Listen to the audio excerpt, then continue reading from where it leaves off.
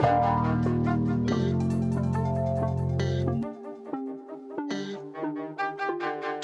the Sleepers Podcast, Tuesday, November 28th, coming to you live at 7:02 a.m. Eastern Time. First time we've recorded this early ever. I have a large iced coffee that I've taken one sip of, and I'm looking forward to taking sip number 2 of. Carter Elliott's powering through off pure adrenaline, and I'm honestly terrified of that. Why are you doing that, and why do you not have a coffee? Because I had to spend a Monday watching bye games, and I'm waking up today and I get to watch some good basketball games, and that will get me through. And I didn't wake up early enough to make a coffee, so I just wanted to hop right on.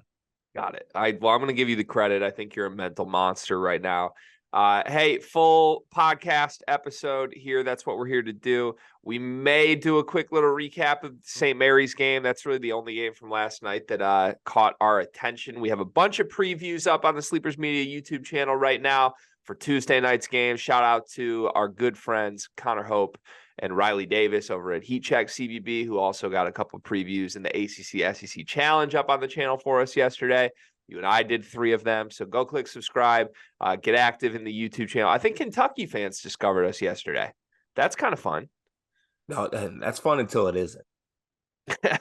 I mean, yeah, that comes with all fan bases at this point, but I'm enjoying the discovery period before things turn south, before Rob Dillingham has like a 1 for 15 shooting night, and we have to address that.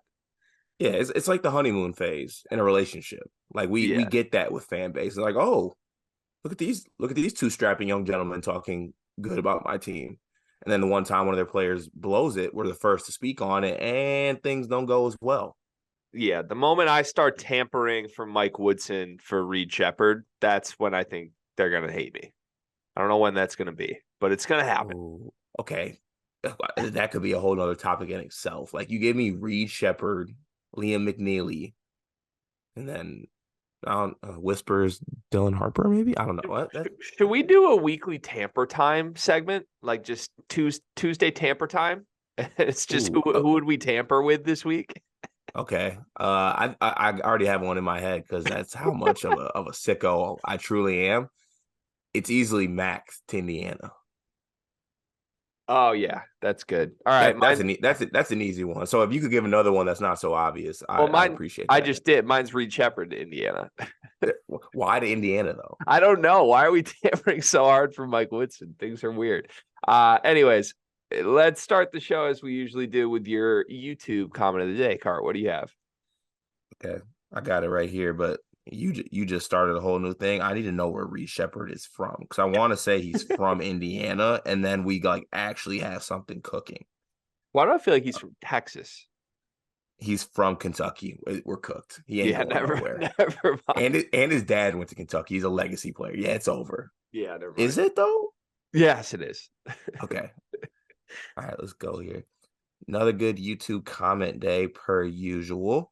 I'll go with this one from Jason Wright, which was on our Purdue and Texas Southern preview, which, by the way, just to comment on this really quick, part of the recap and the preview thing that we're doing like all the games. So I'm sorry if you have to listen to Michigan State, Georgia Southern preview and like good teams versus KenPom 300 and 200 teams, but that's part of the game. That's part of what's happening right now.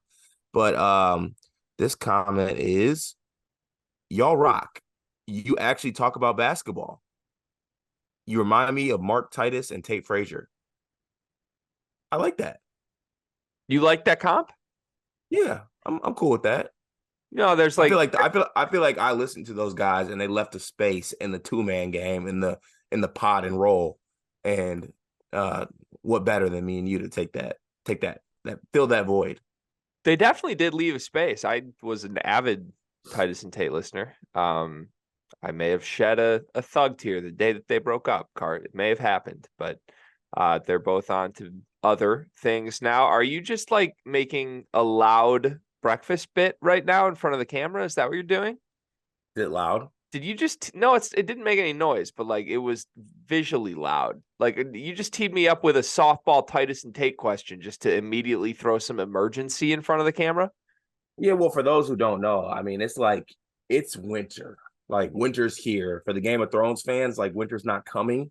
winter's here, and there's stuff going around. And we were at Thanksgiving, and kids don't know how to cover their mouths when they cough and sneeze and stuff. So it's emergency season. Okay, I thought you were gonna say the emergency C season. And I I was was gonna have a problem. extremely close to saying that. But yeah, it's back and it's better than ever. Did you have a Thanksgiving moment? You talked about how there's always a moment at your family Thanksgivings. Was there a moment this year? The main moment was during the thankful period. We were eating right as Michigan State came back. And it was my turn, and I got up and left to go watch the game. That caused somewhat of a stir. So you were the problem this year. Yeah, I was. Are you okay with that? Like mentally, emotionally, you feel all right being the problem? That's fine. Also, there was a way bigger problem that I can't expand upon on this episode that I will tell you offline. Really excited to hear about that. Oh yeah. Gregory, it might be the biggest problem yet. Wow. Really excited to hear about it then. Okay. Yeah, my family didn't have any crazy problems this year, although we did have a good like legitimate cry with my parents. So that was interesting and unique. Back to your Titus and Tate thing real quick. I feel like this is one of those like an NBA draft prospect coming through the ranks gets compared to a player, and then like the player hears it and either they're happy with the comp or they're upset with the comp. Are you happy or are you upset with the Titus and Tate comp? I'm happy with that comp. I'm cool with it. Do you think you're Titus or Tate? I think I'm Tate. Whoa. I would have said you're Titus. I like the name Tate better. Okay. All right. We'll leave it at that. Big fans of those guys. Maybe one day Mark Titus will put us on his list of thousands of college basketball people to bring on his show. I'd like to see. I bet there's like a Google sheet out there somewhere, and there's like probably like 900 names of potential guests. And I don't think we're on that list right now, but I think one day we will be. And I'm looking. Stay low and build. Always. Okay, let's move to the Discord. By the way, another flurry of people joining the Discord yesterday. I think with this new preview recap model, I think a lot of new people, new fan bases are discovering us, which is fantastic. And then in the description of our videos, there's just a big link that says join our Discord. Click here. So I think people are clicking it, which is great. But people also still somehow, despite me saying it every single day, do not know that you have to pay for the Discord. It's $9.99 a month to join the Discord. And we're not trying to like do this desperate money grab. I'm sorry, but the whole point of this is to build something that is somewhat sustainable. And right now, this is the only great way to support us as a duo is to join this Discord for a $10 a month fee. And you get to be part of this awesome community that's building that really loves basketball. And you know, I think Guy told us we should talk about this.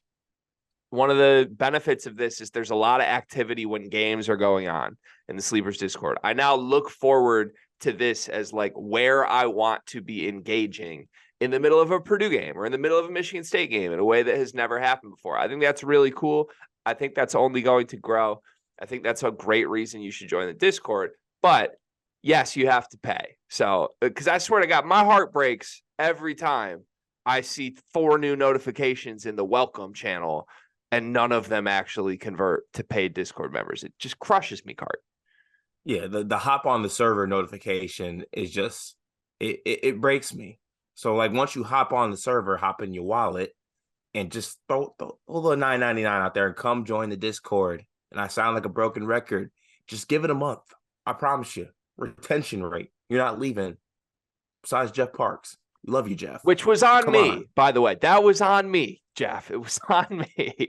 Yeah, I just like now I'm sounding needy here, but can I be needy for a second? Yeah, this also ends with Jeff coming back too, by the way. Oh, like that's coming full circle. He's coming back. That's good to know. Just to be clear, I'm going to be needy for a moment, so you can just skip ahead 30 seconds if you want to ignore me being needy here. There's a lot of Discords or a lot of people asking you to join their Discord that are asking for like $25 a month or more than that. Like There's some crazy Discord prices out there these days. $9.99 a month is not that much. Like, I spent $9.99 a day on something trivial, and that's a problem. Like, I need to meet with a financial advisor and have a conversation, but that could easily be redirected to the Sleepers Discord if needed. And I think it would be a more fulfilling experience for my pockets. I agree with that. What was your last trivial purchase? We just go buy coffee like every day. And we could easily just make it. You guys have, see, that kills me because you guys have an espresso. Mm-hmm. Yeah. It's way better than store-bought coffee. No, disagree. Yeah, okay. Not Bigby, presented by Bigby. I have other words for the good folks at Bigby. I'm sick. Right. I just want to be known as this does go across some people in the Bigby corporate office or in marketing that we get sent pictures of people buying Bigby. So where's our code? Send us a hat. Like, come on. Yeah, I still don't know how to get a sponsorship for a pod. Like, we officially have the numbers for this. Like, we're on pace to do over 2 million YouTube views this season. Like, our listens on the Buzzsprout right now are awesome in the mid 4 digits every single week. We have enough things to get a sponsor. I have no idea how to get a legitimate sponsor, and we need one. Somebody help. And not you, Please. Bigby. Please not you. I don't want to fake sponsor Bigby anymore. All right. To the Discord comments, which we read every single day. We start today with our guy who says 7-0. That's all I want to say. You know what I'm talking about. Creighton at the end of the week. Still have not beat a team that won't be in the CBI. So I don't think nobody responded to Guy. We gave him a laughing emoji, I think, but then like 2 hours later, he was right back in saying Nebraska receiving votes and tagging us in it. So he just wanted to make it clear that we know he's talking about Nebraska. The Cornhuskers might be good, though. They might be good. Okay. Like that Nebraska game could be a thing. The Nebraska Creighton game? Yeah. Yeah. I got Creighton alternate line 20. Great. We'll see. It will be a pissed off Creighton team. You did say in the Discord, you said they haven't beaten a team with CBI aspirations even. And that's facts. It's true. Travis Nelson is here. He says, I agree with Card saying J.J. McCarthy played a good but not great game. Although I will say I do agree with Greg, too, in that he was the difference with his legs, especially on third down. For the big picture, though, we'll never know truly how good or great he is because of Michigan's scheme. Did we just get double agreed with? I think so. But I think we'll be able to decide whether he was a good or great quarterback by the end.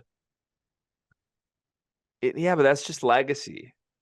You know, like, isn't there a difference between, like, he's a great quarterback versus he earned a great legacy? Yeah, true. I think I've realized doing this all the time that I hate legacy talk. Really? I don't know. I feel like it more often than not, it ruins something that's good. Like someone can do something so amazing and so good. And unfortunately, because of the way things shake out, one moment just kills everything and just opens up disrespect for life. There's only one winner in these horrifying games that we play. And that's sad for a lot of people to put a lot of time and effort and talent into these tasks. Quick hypothetical here. Was Stetson Bennett a great quarterback? Was Stetson Bennett a great quarterback? Yeah. Was he a great quarterback or does he have a great legacy because he was the head of the greatest snake college football scene in 30 years? See, I used to be in the good portion of Stetson, but like this goes back to like the offensive thing. Like he put up some crazy ass numbers too. Did he? Yeah. Stetson was at the Heisman ceremony. Yeah. Like Stetson's numbers were crazy. I don't think he was at the Heisman ceremony because of his numbers. I could be wrong. We might have to get a Stetson Bennett like numbers. Look, if I'm not mistaken, like he has some crazy numbers. I'd love a side-by-side of Stetson and JJ's numbers if we could. I don't have that readily available in front of me, but we'll work on that. Okay. Yeah. Okay. Follow up to that just quickly. If JJ McCarthy current version is on Georgia the last 2 seasons, do they win 2 national titles? If JJ is? Yeah. Instead of Stetson Bennett, their starting quarterback is current JJ McCarthy. Hmm. I want to say yeah, but like also JJ doesn't take care of the ball. I don't think like Stetson took care of the ball, but that might have to do with the team too. Maybe. Okay. Yeah, SEC too, just different. Okay.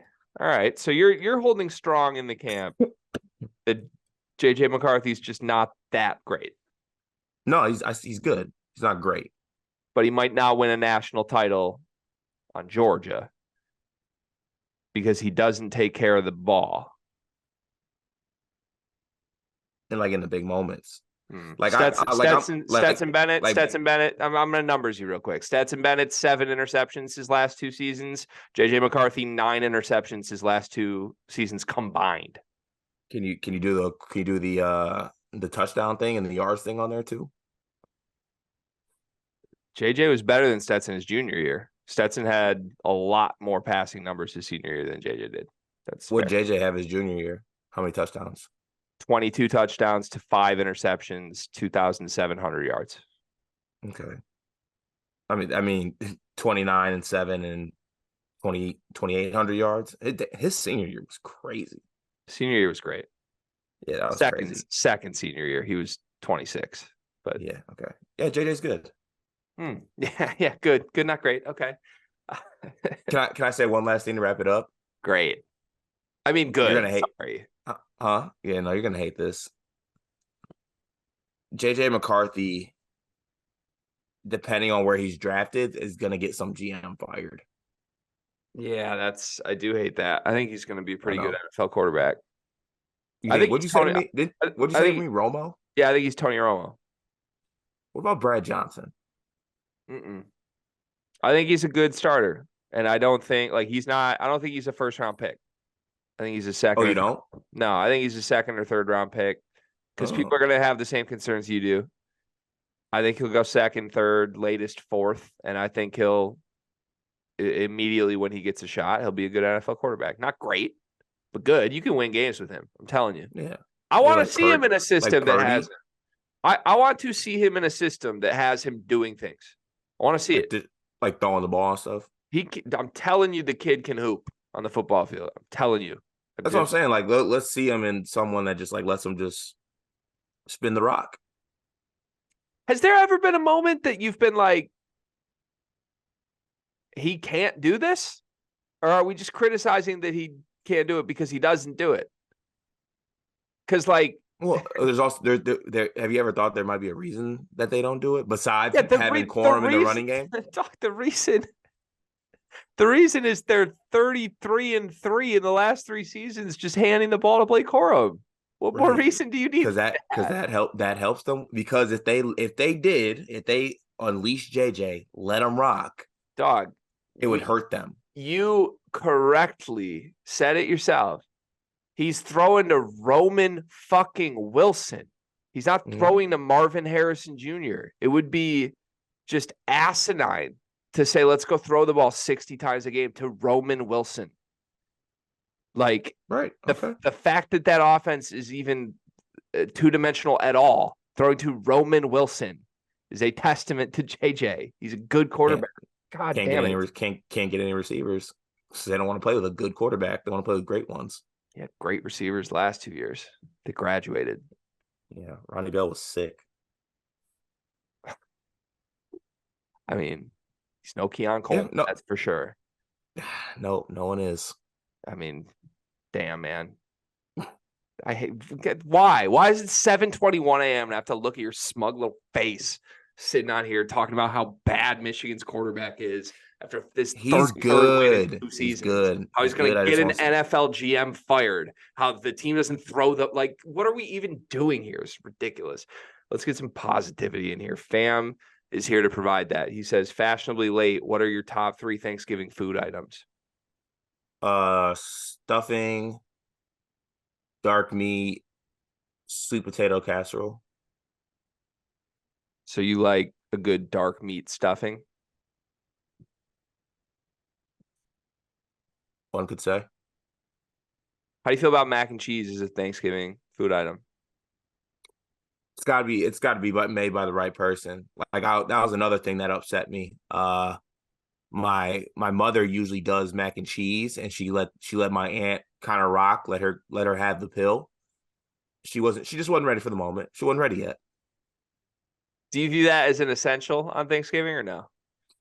Yeah. I mean, I'm all sides. Like if I can get some chicken or like a honey baked ham, or like I'm taking that over any turkey meat, honestly. Like the sides is where I'm going down. Honorable third mention that might make his way into third. That's underrated. A good Hawaiian roll. I don't hate that. Do you like the rolls warm or just room temperature? Room temperature is fine. I think it's a game changer when you get like oven baked rolls. That is Pop true. them in Or for a moment. Steam yeah, them. Yeah. oh, very true. Love buns. Love steam buns. We do love a good steamed bun here. My answer would be mac and cheese, stuffing, and then probably mashed potatoes. Just simple. Good one. Yeah, those are my straight up mashed potatoes. No gravy on those. I do not like gravy. I'm sure it's not a surprise to you, but I don't. I'm not upset with anybody that puts gravy on anything. I'm also not upset at you for just having, because if mashed potatoes are made correctly, in my eyes, you don't need gravy. Like that goes with your point of how you feel about like that. This is the one where it actually aligns with your theory that it's good by itself if it's made correctly. Yeah. So that I will agree with you on that. I appreciate that. Yeah, just put you season it up with the butter, put some salt on there, and the other big thing is like if I'm really working the side game on a Thanksgiving plate, that means I'm like, you might hate this, I don't know. It means I'm doing a good dip of every turkey bite in the potatoes. Like that's what I'm doing, and I'm not doing that if there's gravy on the potatoes. Just feels different. I'm not mad at that. Yeah. Okay. Frisbee31 says live in-game chats on the Discord app is a big plus for subscribers. Has been a lot of fun so far. Real-time reactions, gifts, debates, celebrations, good times. Thanks, Frisbee. Yeah, 100% agree. What's the next? Are we in there for the Michigan State game tonight? Probably. Purdue game? Probably. Yeah, probably, yeah. We'll be in. I mean, we're in there we got threads for most games or majority of fan bases in the Discord. And then we got like a general channel where, you can talk about any game. I believe there was a lot of St. Mary's and Utah talking there last night. Yeah, maybe a little general channel Kentucky-Miami tonight. I'm really looking forward to that game. Tristan Freeman says, any thoughts on the current Detroit Pistons after last night's loss to Washington? They are the epitome of a 2-pack of hot ass. I hate that team, and they're unbearable to watch. What do we do about it? We leave. It's our time. We got to go. Like we leave the fan base? Yeah. We have to explore our options, but leave the door open. Okay, let's do 5 minutes max on this because I'm pretty distraught about it. I can't square how bad they truly are with how good I think our young core players are. Like I think Asar Thompson is awesome. I know he has massive limitations right now. I think he's awesome. I think he does a bunch of winning shit. I think Jalen Duren's awesome. I feel pretty strongly about that. I know he's not healthy, but I think he's awesome. If there's someone who's not awesome, who we kind of think is awesome, I think that's Cade. I know there's all the big analytical deep dives of if he's actually good or if he's actually bad and nobody knows. Starting to think he might be kind of bad. I don't know what to make of it. I don't think he can be a first option on a winning team, given how bad this team is and how good I think some of his surrounding pieces truly are. But maybe this all is just stupid because we just need shooting around him. If we just add shooting, maybe it looks totally different. I don't know what to make of it. Yeah, I just don't think we can ever give up on the fact that we need shooting around him. But like you say that, and even like guys like Jaden Ivey have, I think, stepped up and answered the challenge a little bit of Monty Williams, like benching him, and he's actually played pretty well in limited minutes while playing behind Killian Hayes, which is a travesty in itself. But yeah, this product of this team is god awful. Like what do we win? 17 games last year? Mm-hmm. And then we bounced back and we won 2 so far. Spin zone. We get the number 1 pick. in a draft year where you don't want the number 1 pick, low key. You always want the number 1 pick. You don't want to be outright tanking, but you always like when the draft gets here, we want the number 1 pick. If we're not Okay. ready to win a title, we always want the number 1 pick. Who did the Pistons take number 1? They have it this year. I don't know. That says a lot. That says a lot about not wanting the number 1 pick. I think I know who I would take based on everything I've seen right now. Who? Jacoby Walter. Yeah, that's what I'm thinking. Like you lump in Jacoby Walter to this team, he doesn't fix a lot. Like True. Or Xavier Booker. He could space the floor. All right. I know we're just doing the projection shit, but I don't know. I don't know what you do because I don't think you can give up on like Cade, Asar, Duren, right? You can't just you can't admit failure and blow that up right now. But you can't, but also like just give me, and I've come around on beef stew just a tiny bit. Give me Duren at the 5. I don't care. Give me Jacoby Walter at the 4. I do not care. Asar, Cade Ivy. I think we should just shut everybody down again for 2 more seasons. Play the tank game through the Cooper Flag draft and then see where we come out on the other side. Yeah, it sucks. It sucks. They should be better, but also I don't feel any better about this team if they're 6 wins instead of 2 wins right now. They suck. If they were going to be bad, we might as well be as bad as possible. And until it's more of an indictment on the front office though.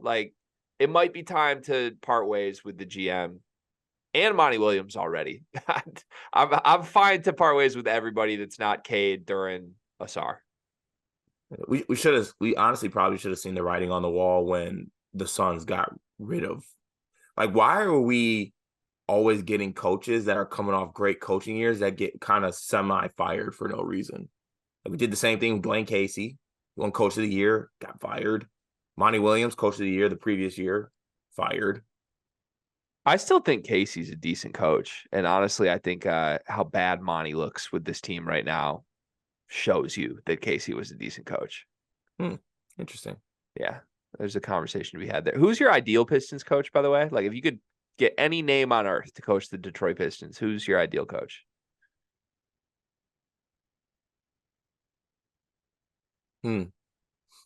Jerome Tang. It's a fun one. Yeah.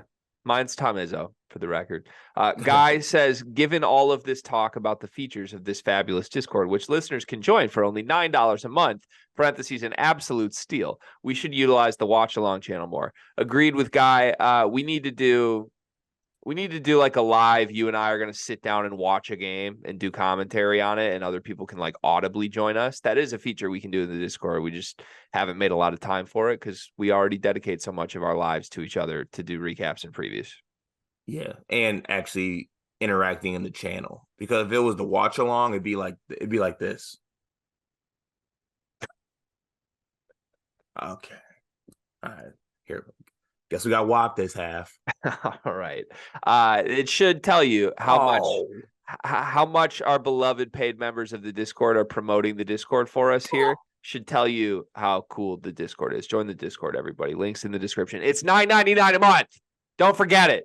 Final comment of the day here. This is from Malik Perry. He says, another good episode. I'm tired of talking about WAP. Fears needs to take his spot by force.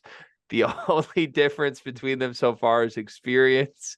Would Kohler being healthy and AJ out make this team better? Before you answer if Kohler being healthy and AJ being out would make this team better, I just want to simply address the fact that Malik has proposed roughly 5 times in the last 7 days doing something about AJ Hoggard, quote, by force. What does he mean, Carter? I don't know, but it also scares me what he means by it. But by force holds a lot of weight. I will say this. I am intrigued with the comeback of Kohler and Kohler at the 4 and what that looks like. I actually am. Okay. Or honestly, even at the 5. I feel like Kohler can do a lot of things that the other bigs can't do.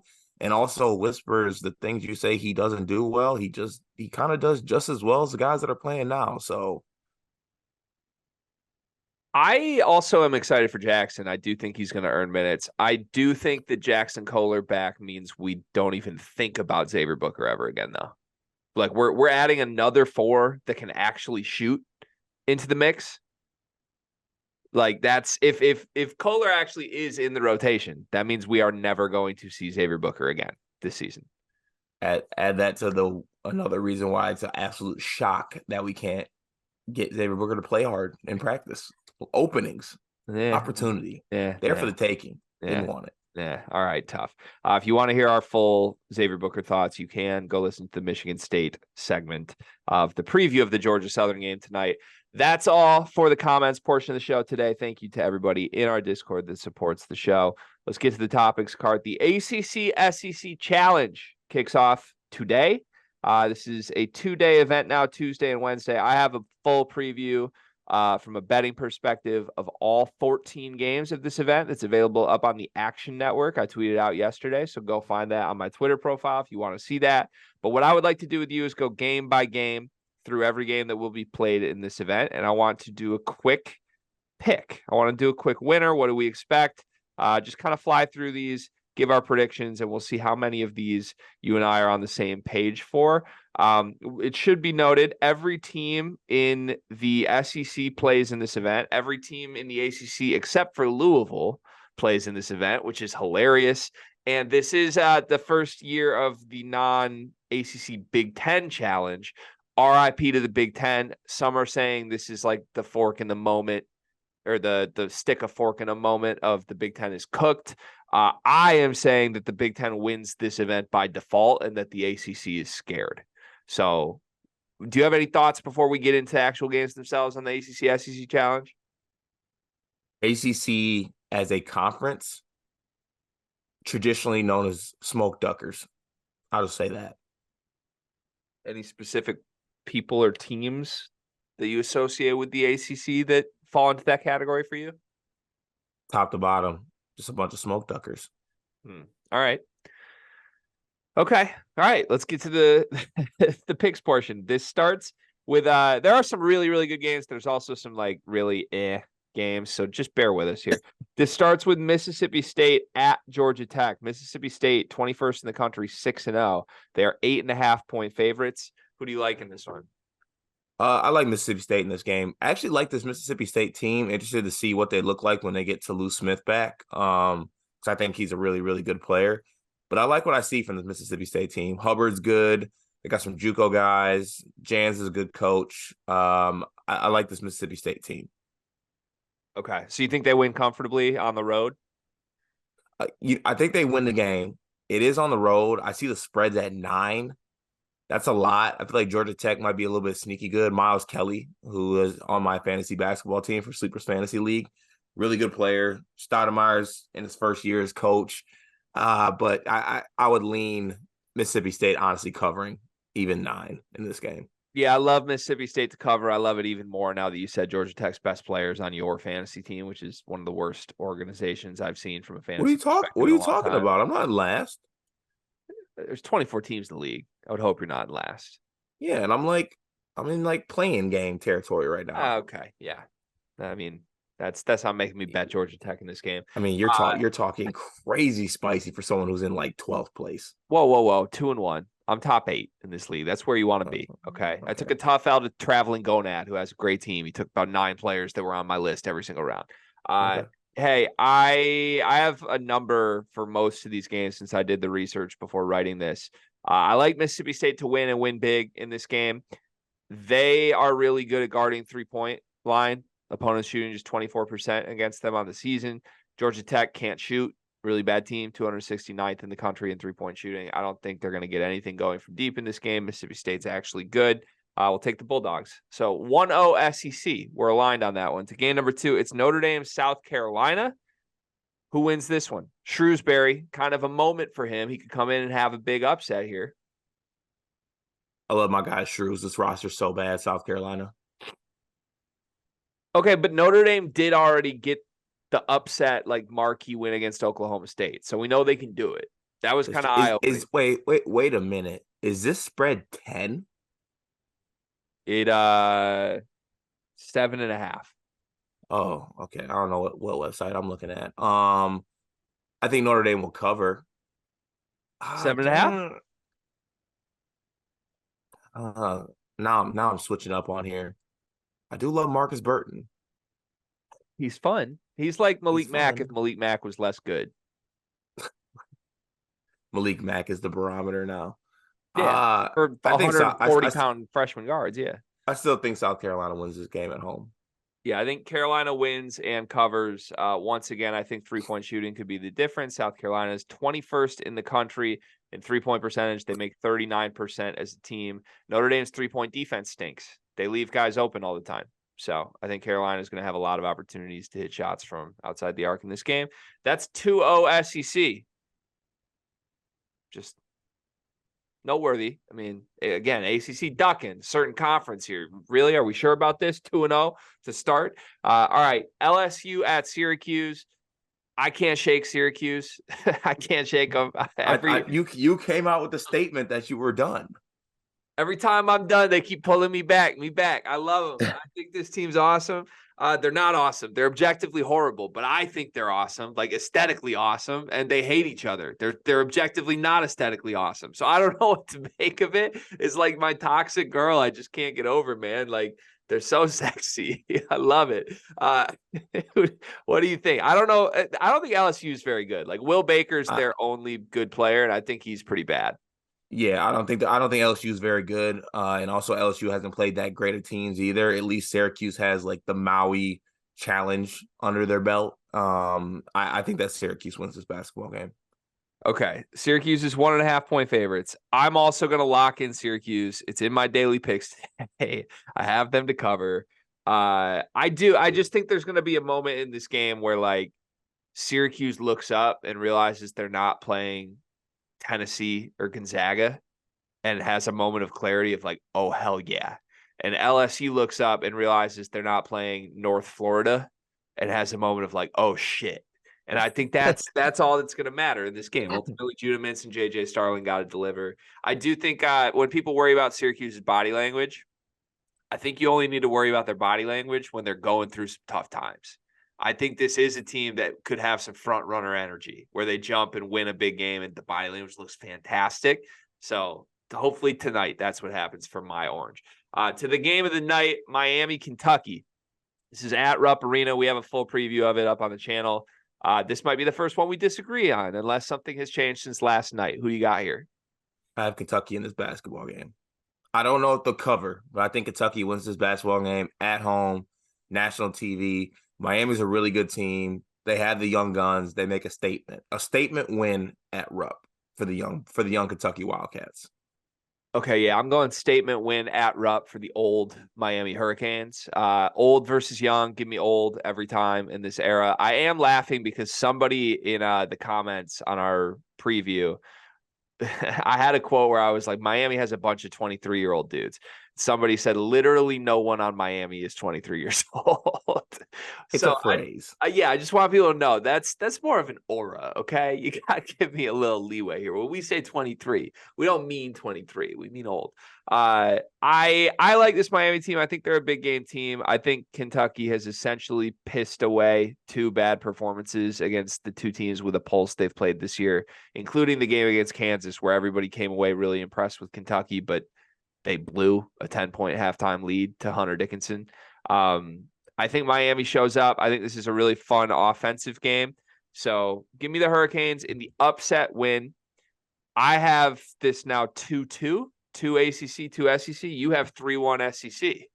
That's kind of fun to monitor because you were just shitting on the SEC. No, I'll shit on the ACC. I'll shit on the ACC. One of your losers from Feast Week was the SEC. I'll take from Feast Week. This ain't Feast Week. All right. Missouri at Pitt. Pitt's kind of fun. I don't think Missouri's fun.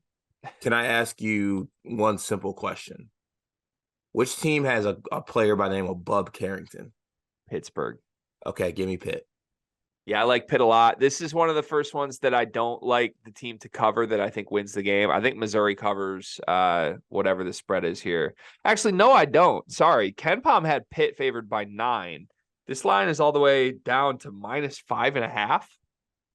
I don't like Missouri to cover that anymore. I like Pitt to cover 5.5. Yeah, I think Pitt's good. I think Missouri is sneaky bad. Nobody's talking about it, but they lost to Jackson State at home. They got just the Minnesota game they won, they looked so bad in. Like, they were down 15 points to Minnesota for much of the game. I think that's closer to who they are than a team that can be competitive against a good team. And I think Pitt's actually good. Like, Pitt got ran out of the gym by Florida, who I also think is good. Other than that, they've won every single game on their schedule by double digits this year. So Yeah. I think we could be getting statement win territory for Pitt, which means I have it 3-2 ACC. Look at the ACC on life support right now.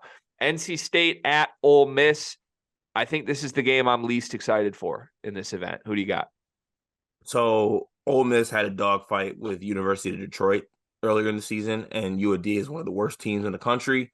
They did have a close loss to BYU, which we are high on, but ended up losing that game.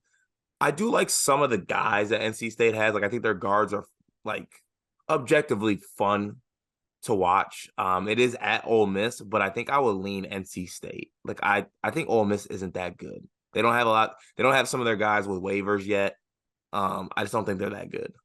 I'm with you. I am taking NC State here. The only thing that really scares me is, like, I do think Ole Miss's coach is a lot better than NC State's coach, and I don't like betting on the bad coach against the good coach in like a pick'em game. But outside of that, I don't think there's a ton to love on Mississippi's roster. NC State plays really fast. Mississippi plays super slow. So I think, like, whoever can dictate tempo wins this game. And based on everything we've seen, I think, like, an up and down game, if NC State can score early, could bode really poorly for Ole Miss. I don't think they want to get in a dogfight with a fast team that had some offensive success early. So give me NC State to win. That's now 4-2 ACC in my book, and you have it 3-3 right now. Kind of crazy. Clemson, Alabama is the final game of tonight. Late one on ESPN. We have a preview from Connor Hope and Riley Davis at Heat Check on our channel in depth on this game if you want to see that. You and I have not talked about this game at all. Two teams that honestly both should be tournament teams. Both should have some life for a deep run in the NCAA tournament this year. Who do you like? A Caucasian chaos matchup with Grant Nelson and PJ Hall for me. I think two of my favorite, or maybe not favorite, but like underrated players in the country. My apologies. I use the word favorite player in the country too much, but I do love Grant. Chaos? That's what I'm laughing at. I'm not laughing at you calling him your favorite. We're branding this as the Caucasian chaos. Yeah, like, give me Grant Nelson versus PJ Hall. Caucasian chaos. Caucasian caucasity. I don't know. What's the word for two things crashing in? Oh, Caucasian crash. I thought Caucasian chaos was just what you called your mom's side of the Thanksgiving every year. No, I call them something else. But yeah, I honestly think that Clemson actually gives them a game in this. Like, I see the spread at 9. I think that Clemson has enough guys, and they're underrated, and they played a lot of basketball together, that they can be better. Alabama, I think they have something, but at the same time, they seem like a team that's not cohesive to me yet. They seem like they have guys. Like, they have hoopers. They got guys who can put the ball in the basket. Sears, Estrada, Nelson. But they foul a lot. And I don't know. I don't think I'm strong enough to pick Clemson to win at Alabama because it's a very tough place to play. But I like Clemson to cover 9. I am exactly with you. I think cohesion could be the difference here because Clemson has played together a lot. They added Joe Girard, but like Chase Hunter and PJ Hall have played together a bunch, been through the battles. Alabama, so you said like they got dudes. I don't think their dudes are that good. Like, I know, like, on paper they are, but I think you watch this year's Alabama team and compare it to last year's Alabama team, like, their players got worse at a lot of positions.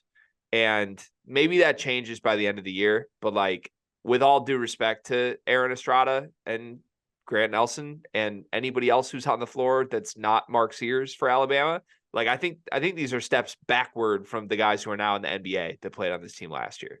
So, they're still going to be the number one offense in the country because Nate Oates is going to run his system and it's going to work. But I fear for what happens when they play good teams, legit, because I don't think Ohio State's a great team. And like, Ohio State was definitively better than Alabama from start to finish in that game. So for that reason, I can't really believe that Alabama's 9.5-point favorites in this. I love Clemson to cover. I will pick Alabama to win, but it will not surprise me at all if Clemson wins this game.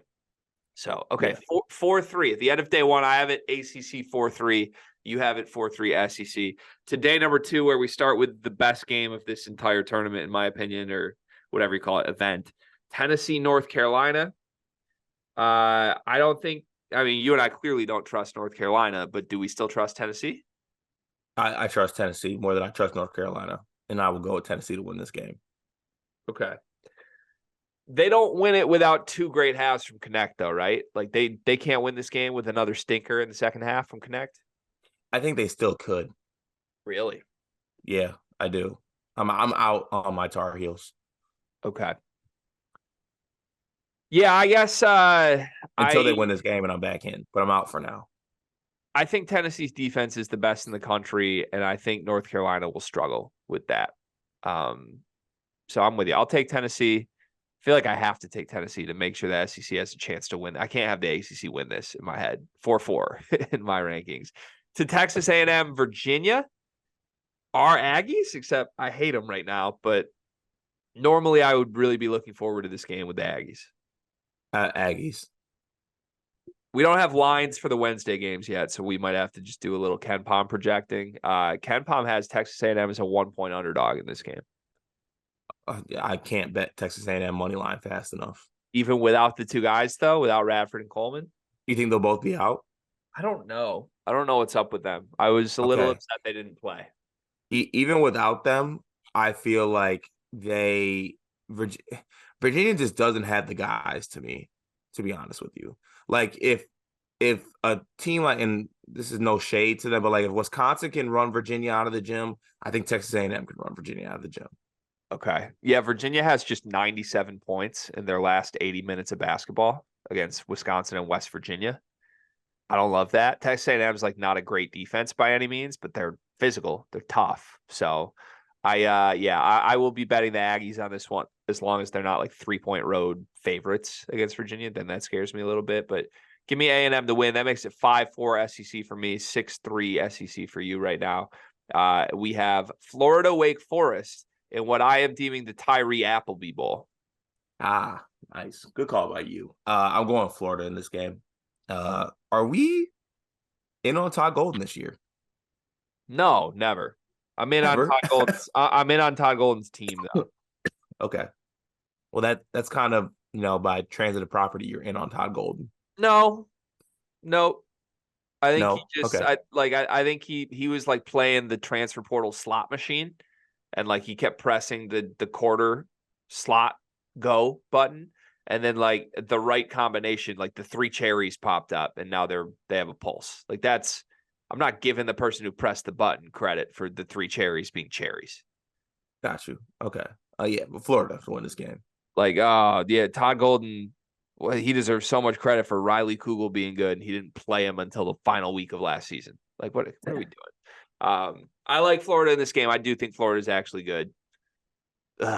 Feels so wrong to say that. Wake Forest can't guard him, though. Florida's 16th offensively. Wake Forest only 144th defensively. I think Florida will get whatever they want in this game. Okay, SEC with a little separation now. Now we have Duke at Arkansas.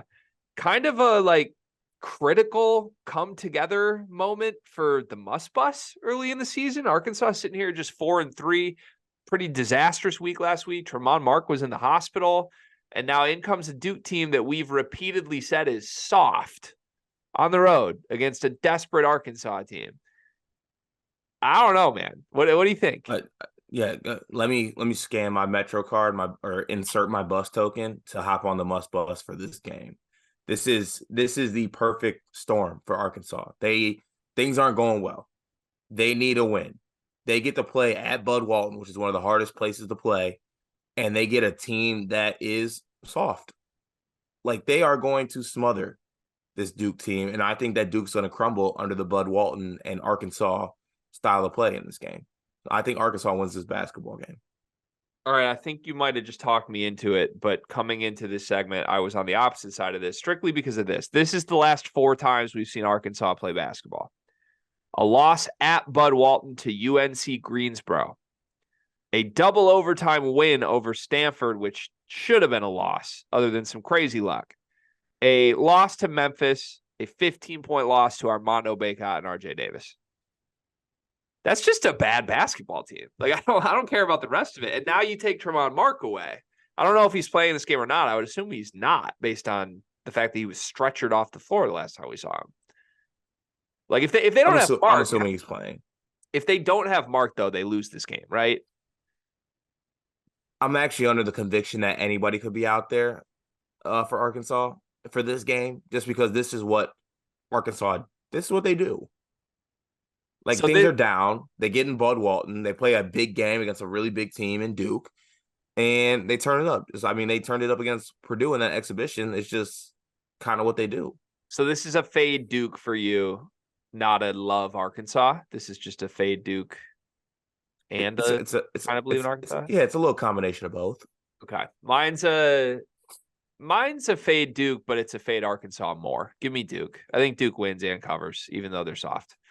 Moving on, Boston College, Vanderbilt. I think I said a different game was one of the least exciting games earlier. I was wrong. Who do you have in this one? Can I not care? No. Okay, I'll take Boston College. Yeah, me too. Post is really good. If you haven't watched Quinn Post is really good.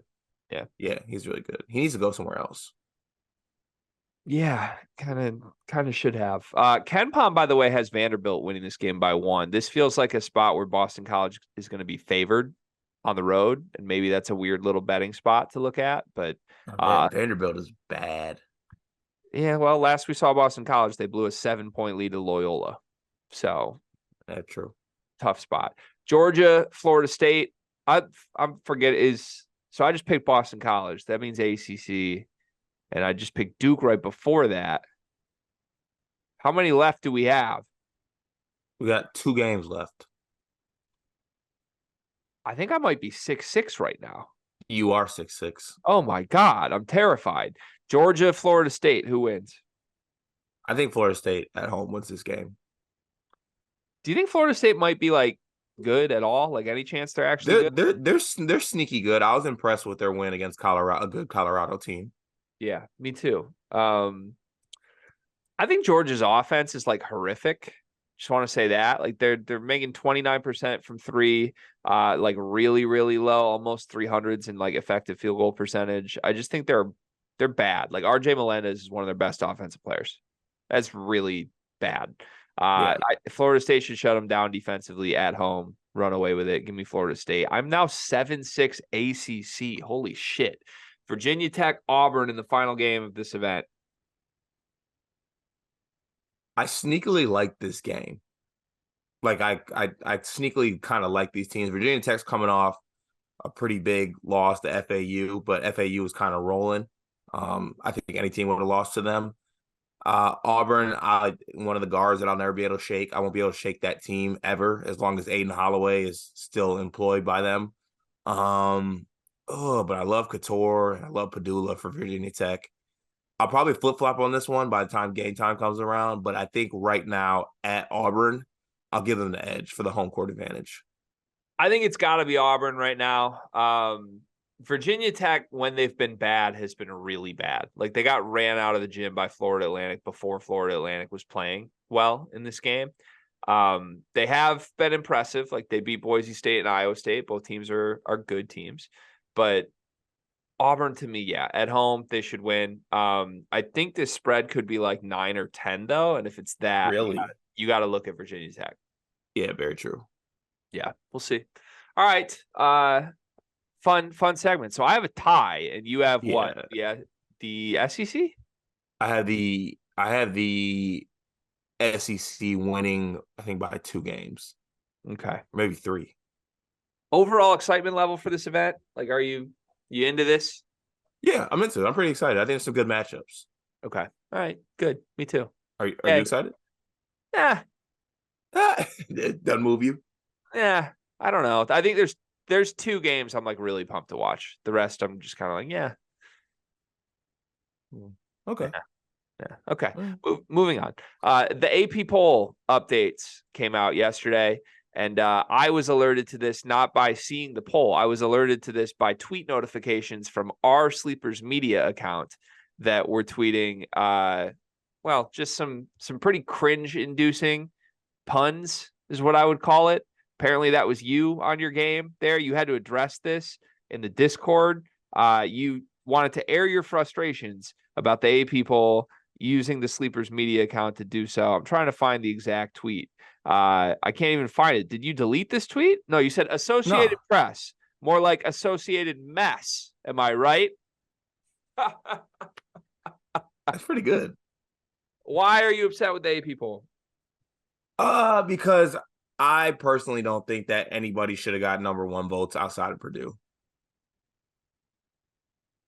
But that wasn't my main gripe. My main gripe was also kind of towards the end. Like, Ohio State beat Alabama straight up in a game. And somehow Alabama's in the top 25 and Ohio State isn't. Is that your real main gripe at the end? No, for the main part. I mean, if you're trying to ask if my main gripe is Michigan State not being in it, that's not a gripe for me. I don't think they should.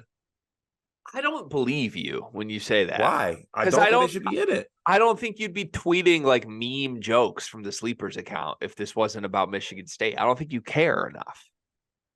Like you're picking up the torch and going to war for Purdue. That's what you're doing here because not really. I mean, all my homies hate Dan Dockich and all my homies hate the Associated Press. I don't get it. I don't get why that has to be an enemy of this show and of you. When like your biggest gripe is the team that got voted number 1 wasn't unanimous. I mean, there's a couple gripes. Those are just a few that okay, give me more gripes. Give me more gripes. What are the other gripes? Hold on a second. I literally have all types of gripes for you real quick. Just let me go ahead and pull this up real quick. Let's see here. Liberty in the top 25 over Colorado State, who just blew out Creighton. Where's Liberty? Liberty's at 25. Colorado State's in the top 25, aren't they? No. Yeah, they are. They're 20th. Are you looking at the right one? I think so. Yes. No. Yeah. Oh, shit. All right. I'll take this back. You know what? I actually might have made a monumental mistake here. I did. I know what I just did. What'd you do? I looked at another poll. It wasn't the Associated Press's poll. That's classic. Whose poll? Me. Whose poll were you looking at? The guy who wears long sleeve under his polos. I got it. Okay. So Michigan State got 57 votes, which puts them in the others receiving votes category, which puts them, if you were actually ranking this out card, they would have been 31st in the country, according to this poll, just ahead of Auburn, just behind TCU. Does that feel right to you? Do you think Michigan State's the 31st best team in the country? That sounds about right. Saw Graham Couch was going off a little bit, saying like voters don't watch. Michigan State should be higher. They earned a higher role, or a higher ranking based on the performance against Arizona, who's obviously elite. You disagree with that? You're okay? I'm okay with that. We're 3-3, and we haven't. We're 3-3, and our best win is Butler. Yeah. Okay. And then I get we were in a dogfight with Arizona. Is that what you want to call it? But once again, like moral victory votes, not happening. Did the Michigan State Arizona game actually qualify for a dogfight? In my eyes, the second half was a dogfight. It's a good game. I guess I just want a definition on dogfight. It was a very good game, back and forth. The game was back and forth and close in the second half. Okay, then I guess that's a dogfight. Maybe there's different kinds of dogfights, though. Like maybe there's we are not going to break down dogfights on here. Maybe there's like Mike Vick dogfights where it's like two pedigree fighters, and then maybe it's like when Benji and Pierre went at it. Like, you know, I mean, godly. You're trying to downplay the fact that I called it a dogfight in the second half, man. Just let me be unranked and let me live my life, please. No, I just want some definition because I use the term dogfight a lot, and I want to know when I'm allowed to use the term dogfight. That's good. That's all. Yeah, I mean, you can use it whenever. Okay. Did Michigan get any votes? No, they did not. They don't deserve any either. So not one. No, they don't deserve. They're Yeah, they're not there. They're not close right now. I'm okay with that. I mean, I'm not okay. I'm sad about that, but that's appropriate. Purdue at number 1. I believe they got every vote except for, was it 3 votes or 4 votes? 3, yeah. And okay, so you think it should have been unanimous, no questions asked. Yeah, I do. After Maui, I think, yeah, it should have been. Purdue would have been my vote for number 1. I'm okay with it not being unanimous. At least the votes went to Arizona and UConn, who I think also are in the discussion. Like if Marquette or Kansas or Houston had gotten a vote, I would have been like, what are we doing here? With that said, it seems like Purdue's fans as a whole love to celebrate poll rankings. Have you picked up on that at all? Yeah, they do. They're infatuated with polls. I'm not saying they shouldn't celebrate being the number 1 team in the country, but there's just like a lot of like actual account celebration of this in a way that I don't know that I would have expected this year, at least. Maybe in past years, but like this year, I thought this year was all about like the end goal, not like and like you did this last season. Like you were number 1 last season. Yeah, I don't know. You were preseason number 2 this year. Like, and you went up to 1. Sick. You should celebrate it, but I feel like in past years it was more of a surprise, which made it more of a moment. And this year, I don't know. I was a little surprised the account, like the Boiler Ball account, was so into the number 1 rank. I guess you got to do that. It's good promotion for the program, but to me, just a little like, yeah, you got bigger dreams. I hope, Purdue. I hope we don't forget that. Let's remember that. Can I give you my final AP poll take real quick? Of course. I hate polls. That's my take. I think they're stupid. I don't think they matter at all. I hate the discourse around this on November 27th. I think it's pointless. I don't get why smart basketball people care about this at all. And I haven't really seen anybody just come out and be like, why are we still doing polls? Like, I get we have to have polls. I think it's easy content. I think it's easy dialogue. I think it engages fans at all levels because every fan has a team. And even if they just watch their team and nobody else, they think their team should be higher. And it's a discussion. That's great.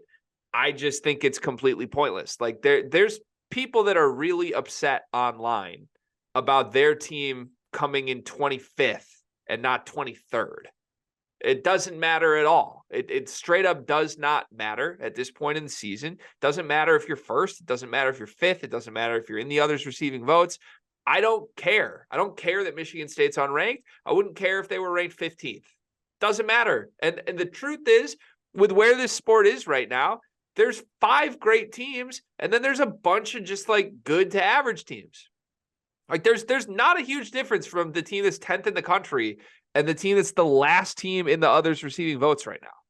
There's just not. So like why are we even doing the dance that we care about this on November 27th? Yeah, I mean, I just gotta disagree. I'm very in on polls. Pause. If I can get like polls are just great. Polls do a lot of things, and it's polls of any spelling or form too, like polls that hold up basketball hoops, polls for tetherball, polls for rankings, mid-ranking polls, taking polls on where we should go to eat. Like I'm big on polls. It's 8:06 in the morning, and I have to sit here and deal with you being big on polls. I'm sorry. Final topic today, Dylan Harper deleted a bunch of Rutgers stuff from his social media profiles. He kept Duke and Indiana posts pinned on his profile. The speculation is that he could be nearing a decision, maybe nearing an announcement here. As he nears that, Rutgers is nowhere to be found on the profile. He's long been rumored to just be a lock to Rutgers. What do you make of this? What does this move mean? This means that Dylan Harper's going to Rutgers, straight up. I have 100% confidence that he's going to Rutgers. Quick insight to Instagram world here, Gregory. Are you familiar with archiving posts? Yes. So my theory is that he didn't delete them. He just archived them. He archived them because he doesn't want basically like a double post next to all his Rutgers content. He literally just wants to throw out his Rutgers commitment posts, and then he'll just unarchive probably all the Rutgers stuff that's on his Instagram. I don't think he's going to. I do not think he's going to Indiana. I believe the other school is Duke up there. Mm-hmm. I don't think he's going to Duke either. I think he's going to go with Ace Bailey. He's going to be at Rutgers. It's going to happen. I'm not wavering. I don't think he's going to Indiana. I still like if I was capping this, I think it's 90% Rutgers, 10% Duke. Duke would. What was it before he archived his posts or deleted them? 100% Rutgers. Okay. Yeah. Giving John Shire 10% can be dangerous. That's what I'm saying. Like, I just not the guy I would want to give 10%. Him and Bill Self. Like, if this was other schools, then whatever. This is all fun and games. But like, the more you let John Shire hang around, the more you see brotherhood posts with the hashtag. Like, it's getting scarier and scarier as this comes through. Here's what we know about Dylan Harper. A couple things we know about him. Great player, bucket, hooper, gonna be super fun wherever he plays. Can't wait to watch him in college. We also know he is unquestionably a troll, which makes it even more fun. Like that's in the Harper family bloodline. Yeah, this is a good thing. We say that lovingly, praiseworthily. So, like, in a sick way, I would be more concerned if we went to his profile and it was abundantly clear he was going to Rutgers. That would tell me something's wrong here. So I think in my opinion, it's pretty obvious what's happening here. Somebody already quote tweeted this and was just like, just to make this known, a lot of times recruits basically want to pull down the stuff of the school that they're going to so it doesn't appear as if it's a double post. That could be what's going on. We don't need to psychoanalyze it, but no, I don't think Rutgers should be significantly concerned that he's removing Rutgers-related things. There isn't some triggering incident here that makes Dylan Harper turned off by Rutgers. And if anything, this is just him trying to create some speculation, have people like us talking about this days before his announcement. Do you think an announcement is imminent and coming soon? I do. Yeah, it'll be soon. And it'll be Rutgers. Okay. Can't wait. That's a big win for the Big Ten. Crystal Ball Carp's been pretty special this season. What are you, 2 for 2 right now? I think I'm like 2 for 2, and one of them was special. Easy. That is special. That's really, really good. Keep it coming, my friend. Okay. All right. Congrats, Dylan Harper. I said final topic. I want one more quick topic here. St. Mary's loses to Utah at home. This was late last night. We did not do a preview for it. We wanted to see what was going to happen before we did anything additional here.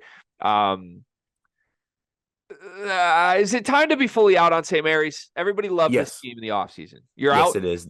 I'm out. The ST in St. Mary's doesn't stand for Saint. It stands for stinky team. They're not good. They're not good. Aiden Mahaney is good. Outside of Aiden Mahaney, that team is not good. Straight up. They have the looks of a team that is not challenging to win the WCC or be a favorite. They have the looks of a team that finishes 4th in the WCC. Why were they good last year, though? They had other people. I mean, they had John. They had, I believe, it wasn't Logan Johnson. It was Logan Johnson's brother. Like, they had some other pieces on the team. They didn't lose much, though. I mean, I feel like they lost a good amount, to be honest, if I'm not mistaken. I might need some clarification on who they lost, because in my head, like, the team was Dukas and Marshallonis, and like a lot of these dudes are back, in my opinion. I don't know.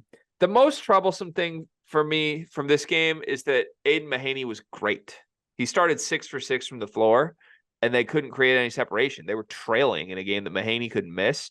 That bodes horribly. He had to play all 40 minutes in this game. He was great, 22 points, 5 assists, only 1 turnover, and they still lost by almost double digits to Utah at home. Like, I think this is one of the more alarming losses of the young season for any good team. And I don't mean that as disrespect to Utah, who I think is really, really good and also really, really fun. Quick Utah thoughts from you. I feel like you would love their center, Brandon Carlson. He's a bucket. I like Utah. I just like Utah's team, to be honest with you. Like, I think they're fun. Okay. Yeah. As a whole, I think they're fun. I think, honestly, spin zone here, making connections that shouldn't be made. Every reason you love or people love St. Mary's should be one of the reasons they love Utah. Outside of having a guy like Aiden Mahaney, to be honest. What do you mean by that?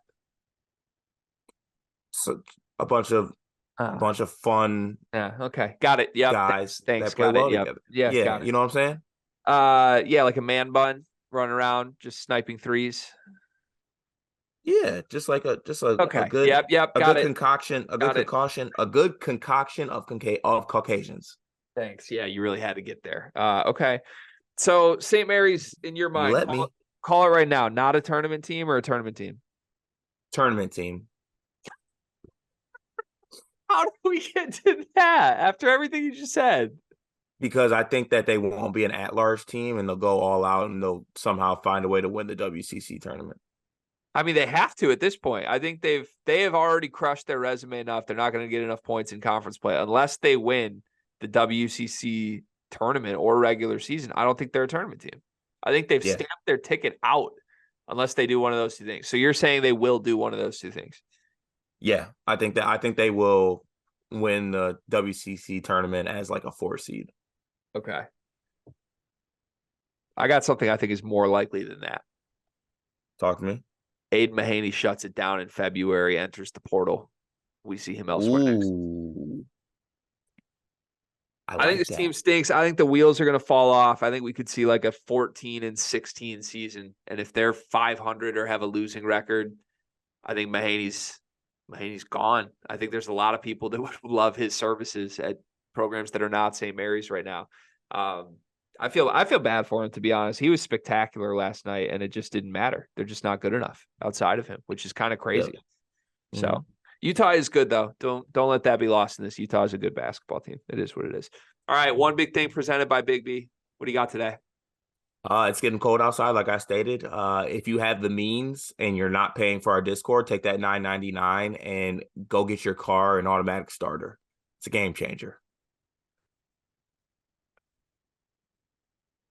Okay, no comment.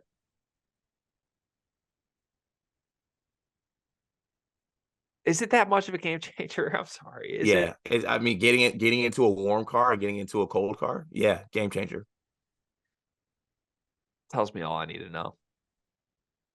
What does that even mean? Just like, buckle up. You're gonna be cold for 60 seconds. Deal. Like, come on.